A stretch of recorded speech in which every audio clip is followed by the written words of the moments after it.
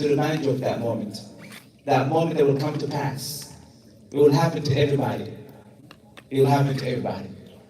So please take your time to go home, plan for yourself. Ask yourself, what did I put forward for myself for that day? For that day. Jazakumullah khairan, barakallahu feekum. I don't want to prolong it. And Mahad, Jazakallah khairan, we'll clean this together, inshallah. Barakallahu feekum. Yes. Assalamu alaikum wa rahmatullahi wa barakatuh. Bismillah wa salatu wa salam ala rasulillah. Inshallah, we're getting towards the last part of this, the last stitch of this, and it is without a doubt, our special guest, Mufti Muhammad ibn Munir, who has honored us with his presence today. Alhamdulillah, after, we waited for some time, but it's no problem. Mufti Munir, to give you guys a little bit of background, he studied in Yemen. He started off his studies of Islam in Yemen, learned Arabic. He also learned Arabic here in the States. And then he also went to one of the most famous Islamic universities, Islamic University in Medina, to which he got his degree in Hadith. And he runs a brand, a movement, a culture called HadithDisciple. And inshallah, I will not prolong any further, and I will let our Shaykh speak, inshallah. بسم الله الرحمن الرحيم الحمد لله رب العالمين الصلاة والسلام على رسول الله وعلى آله وصحبه أجمعين. MashaAllah, what a gathering. All you young guys in one place, 11 p.m. on a Friday night. MashaAllah. A million, gazillion things you guys could be doing as we speak.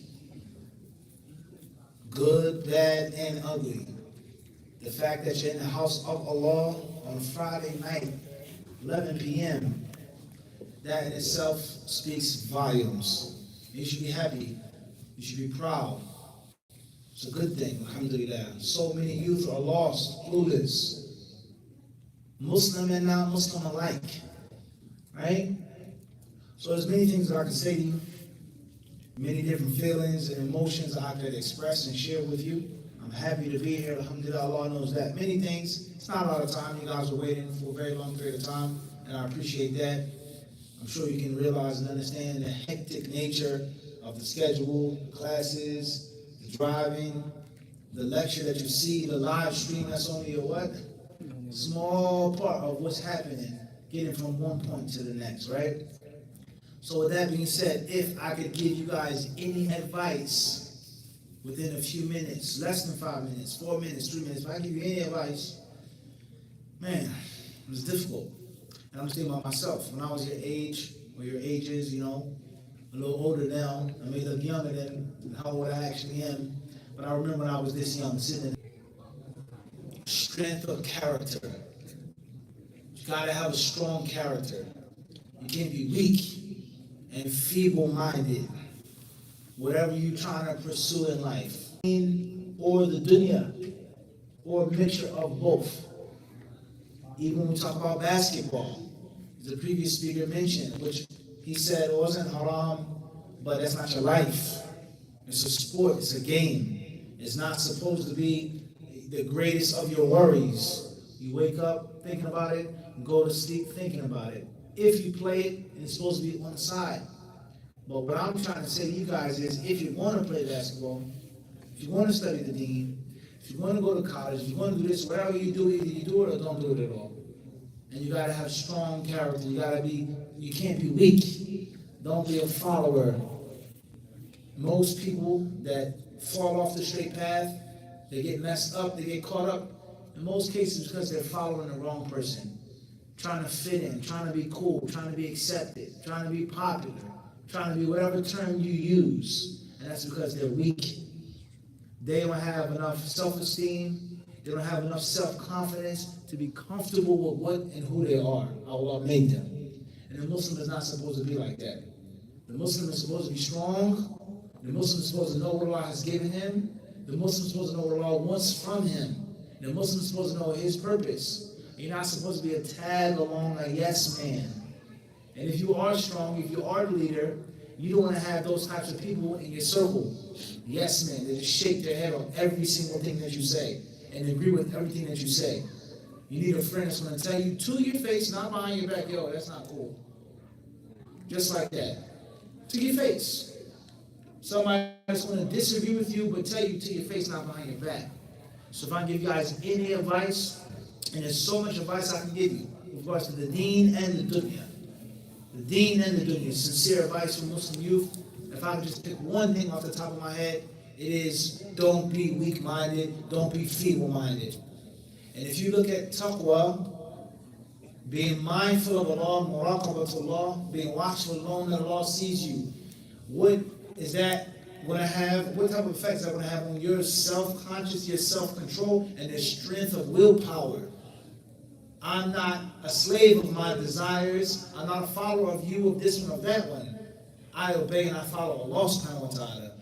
Automatically protect yourself from becoming a slave of other than Allah. And most people, like I said, when they fail in the deen or the dunya, it's because of slavery. They're slaves to their desires and their lusts.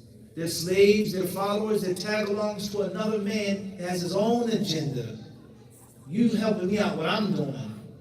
And the next thing you know, you get jammed up. Because when people come for me, they're having that, right? So that's my advice to you guys, right? Have strong minds, in the night ta'ala. And the strongest mind is the mind that knows Allah, that loves Allah, that respects Allah, that follows Allah's laws. And he knows that he's a slave of Allah, he's not a slave of anything else. Not a slave of money, not a slave of basketball, or football, baseball, or lacrosse, or any sport. You're not a slave of your sexual desires. You're not a slave of your temptations. You're not supposed to be a slave of no man, of no woman. And if you guys be in the night ta'ala, hopefully you live long enough, because many Muslim youth don't live long. Where I come from, this is a true reality. I come from Philadelphia. Maybe the same out here, but where I come from in Philly, man, if I could tell you all the Muslim youth got shot, gunned down in the street, 16, 14, 17, 18, 19, they didn't even reach 20. They didn't even go to college. Shot dead in the street for what? A girl, some money, some drugs, name, reputation, this one, that one, keeping it real, blah, blah, blah, blah, blah, blah, blah. Don't be like that, right? Use your head, think, right? Don't be a weak follower, don't be feeble-minded. Have self-control. Be in control of yourself. After you submit to Allah subhanahu wa ta'ala, and that's going to free you from 1,000 problems in the world, let alone in the deen. And the last thing I'll say, the message about Munkar and Nakir, and how they're going to ask you questions in the grave. And they don't care about what you look like, they don't care about how good you are, what you look like, they don't care about none of that stuff. They're going to ask you questions that they're sent to ask you. And what is the munafiq going to say? What's the murtab? The one who has doubt. What is he going to say? I heard the people saying something, so I said as they said. In other words, the munafiq is a follower. He's a weak-minded, feeble-minded follower. And he's a slave of his desires. The believers win on the battlefield. Oh, weren't I with you? Don't I deserve some of the spoils? The believers lose on the battlefield. All praises for Allah that kept me away from being on the battlefield losing with you guys. He's weak-minded, weak-willed, feeble-minded. And he's someone who follows and worships his desires. It's the only thing he's worried about is money, material stuff. So that's my advice to you young guys. Don't be weak-minded. Don't be feeble-minded. Think yourself. Think for yourself. Try to be a leader. And if you are going to follow somebody that's on the right path, someone that's leading you to success in the deen and the dunya. Jazakumullah khairan. Assalamu alaikum wa rahmatullahi wa barakatuh. Jazakallah khair, Sheikh Muhammad Mufti Munir. We really appreciate that. And those are statements, wallahi, that are etched in gold. I think that's going to be the close of our halaqah. But if we do have some refreshments, inshallah, so if you guys want to just kick back at the masjid.